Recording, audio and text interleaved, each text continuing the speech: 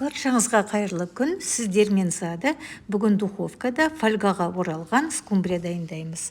Ол үшін скумбрияны жақсылап тазалап, жуып, үстіне дәміне қарай тұз, паприка, қара бұрыш салып, 3-4 сағатқа салқын жерге шығарып қоямыз.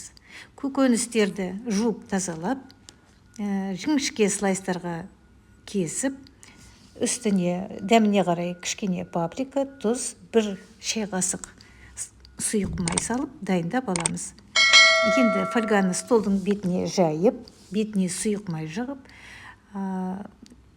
бірінші көкөніс, үстіне скумбрияны салып, жақсылап орап, дайындап, противеньге саламыз. 180 градуста қызып тұрған духовкаға 1 сағат немесе 45 минутке салып дайындап аламыз. 25-30 минут өткеннен кейін фольганың бетін ашып, скумбрияға бір кішкене сары май салып, ары қарай дайындап аламыз. Скумбриямыз дайын.